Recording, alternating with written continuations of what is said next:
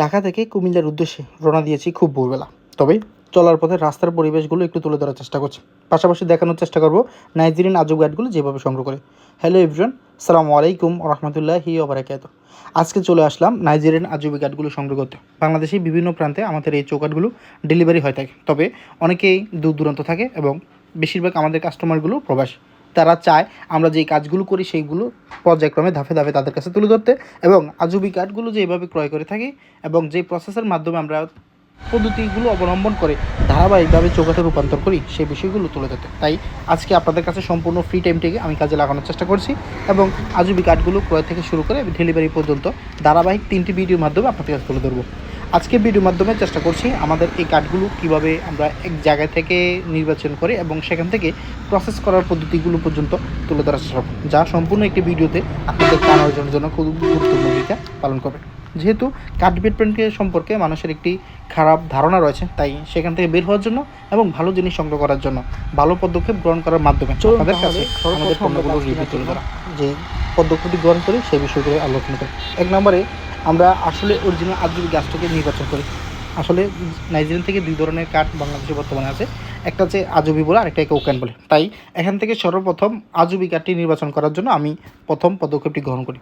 যখন আজুবি গাছটি নির্বাচন করা হয়ে যাবে, তার পরবর্তীতে গাছের মান এবং আমাদের যেই মেজারমেন্ট, আমাদের যে টার্গেট, সেই টার্গেটের সাদৃশ্য রেখে গাছের মান এবং কোয়ালিটির সাথে সাদৃশ্য রেখে কী করলে ভালো হবে সেই বিষয়গুলো পদক্ষেপ করার জন্য নজর দিয়ে থাকি। ইনপুটকৃত মালগুলো যখন জাহাজের মাধ্যমে আসে, সেটা দুইটা ভাগে আমাদের দেশে আসে, একটা হচ্ছে কন্টেনার আর হচ্ছে খোলা জাহাজ। তবে আজকের এই গাছগুলো যেহেতু একটু বেশি লম্বা, সেগুলো খোলা জাহাজের মাধ্যমে আসে, যার জন্য আজুবি এবং ওকান দুইটাই মিক্সড হয়ে যায়। তাই ওকানটাকে আলাদা করে এবং আজুবিটাকে আমরা যেহেতু আজকে নেওয়ার জন্য আসছি, সেজন্য আজুবি গাছটি আপনাদের কাছে তুলে ধরছি। আর আমরা যেহেতু খোলা জাহাজের মাল নিচ্ছি, তাহলে তৃতীয় যে জাপটি থাকে সেটা হচ্ছে আমাদের চৌকাটের সাথে সাদৃশ্য রেখে মেজারমেন্ট অনুযায়ী 7 ফিট যেহেতু আমাদের সেকশন হয়, সেই অনুযায়ী গাছের লম্বার সাথে মিল রেখে মাথার সেকশনের কাঠের জন্য যেন সাদৃশ্য রাখা যায়, ভালো মানটা বের করা যায়, সেই বিষয়গুলো নজর দিয়ে থাকি। যার ফলে কাঠের ওয়েস্টেজ হয় না, কাঠের অতিরিক্ত দামে ইনভলভ হয় না এবং কাঠের মানটাও থাকে নিশ্চিত। এখন মনে করেন আমরা 4টি ধাপ অতিক্রম অলরেডি করে ফেলেছি, এতটুকু ভিডিওর মাধ্যমে আপনাদের কাছে ধারণা দিয়ে দিলাম। এখন আমাদেরকে যেটা করতে হবে, মেজারমেন্ট অনুযায়ী কখন কোন জায়গায় কতটুকু সেকশন দিলে আমার কাঠের সাথে মিল রেখে চৌকাঠের মাথার কাঠ এবং লম্বা 7 ফিটি কাঠও বের হয়ে যাবে এবং সেটা অ্যাকুরেট আমাদের গাড়ির সাথে লোড আনলোড এবং কাস্টমার বাসা পর্যন্ত যেই ধাপগুলো ব্যবস্থা গ্রহণ করতে হয়, সেই বিষয়গুলো একটু নজর দিয়ে থাকে। যেহেতু গাছ কাটা পর্যন্ত যেই পদক্ষেপগুলো গ্রহণ করা লাগে সেগুলো নেওয়া শেষ, তাহলে আপনাদের কাছে এখন সেকশন সম্পর্কে একটু ধারণা দিই, যার ফলে আপনি ভালো জিনিসটা নিতে পারবেন। চলুন এখন আমরা কাঠের যেই 7 ফিট সেকশনটা করেছি সেটার একবার এখন 6 আড়াই 11 আড়াই থিকনেসের জন্য যে মেজারমেন্ট করা হয় সেটাও আমরা করে নিই। যেহেতু আমরা দুইটি ধরনের চৌকাঠ বিক্রি করি, একটা হচ্ছে রাউন্ড চৌকাঠ, একটা হচ্ছে স্কোয়ার চৌকাঠ। এখন রাউন্ড চৌকাঠগুলো খুব বেশি চলে না বর্তমানে, এটা শুধু মেইন ডোর এবং ব্যালকনির জন্য অনেকে ব্যবহার করে।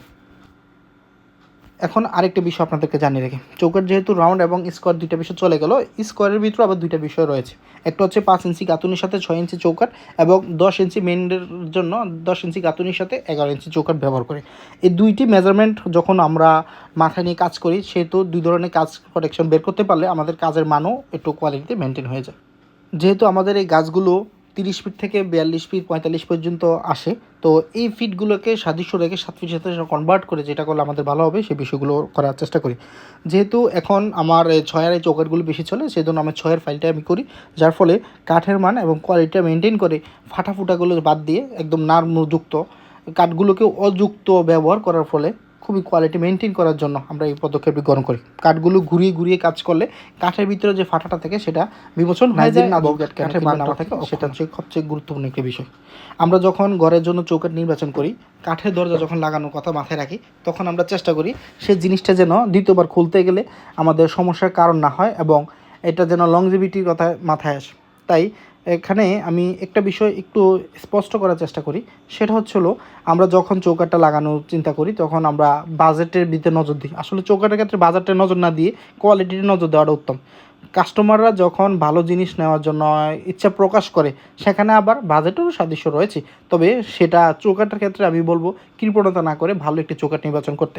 বাংলাদেশের বেশ কয়েক ধরনের ভালো মানের কাঠ রয়েছে, তারপরও সেই কাঠগুলোর সাথে লোহা কাঠের সাদৃশ্য করা সম্ভব নয়, তবে এটার মান অত্যন্ত ভালো যে আপনি অন্তত এই বিল্ডিং যতদিন চৌকাঠ ততদিন ব্যবহার করতে পারবেন। আর এই চৌকাঠটি খুলতে গেলে আপনার যে সমস্যাগুলো তৈরি হবে, যেমন মেহগনি লাগান, শিলকড়ি লাগান, তারপরে অন্যান্য আরও যে কাঠগুলো আছে বিশেষ করে এগুলো দেখা যাচ্ছে 30 থেকে 35 বছর পর্যন্ত অনায়াসে ব্যবহার করতে হবে। ধরলাম 40 বছর ব্যবহার করলাম, কিন্তু আপনার বিল্ডিংটা তো আর 40 বছরের জন্য না।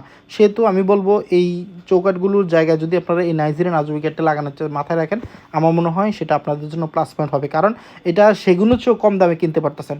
মিডিয়াম মেহগনির থেকে একটু ঊর্ধ্বে, শিলকড়ির থেকে একটু ঊর্ধ্বে, সেগুনের থেকে একটু নিচে। তো বাজার ফ্রেন্ডলি হওয়ার কারণে এত দূর থেকে আসে, অবশ্যই এটা তো কোয়ালিটির একটা বিষয় আছে। আমাদের আফ্রিকা থেকে বাংলাদেশে আসা পর্যন্ত এটা আসতে প্রায় 1.5 থেকে 2 মাস সময় লাগে। এত দূর থেকে মানুষ ইম্পোর্ট করে, অবশ্যই এটার একটা গুণগত মান ভালো হওয়ার কারণে এখন বাংলাদেশে ব্যাপক চাষ। লাস্ট 15 বছর যাবৎ এটার এত বেশি চাহিদা রয়েছে। আমরা যখন এটা বাংলাদেশে আসে তখন একটা চৌকাঠ বিক্রি করতাম 2600 থেকে 2700 টাকা। বর্তমানে এই চৌকাঠগুলো বিক্রি করতেছি 6500 টাকা। তো বোঝেন কতটুকু গ্রহণযোগ্য রেটের ভিতরে মানুষের চাহিদা রয়েছে। এখনও সেগুনের থেকে নিম্নমানে তুলনা করলে বলা যায়। তবে এই মানটা মেনটেন করার উদ্দেশ্য হলো, কারণ আমরা দরজা চৌকাঠ বিক্রি করি, মানুষের কাছে ভালো জিনিসটা পৌঁছানোর চেষ্টা করি, মানুষের কাছে বলার চেষ্টা করি যে আপনার ঘরের জন্য সেগুনের চেয়েও বেটার আমি মনে করি আজবি লোহা কাঠ। আপনারা চাইলে এই চৌকাঠটা সংগ্রহ করতে পারেন।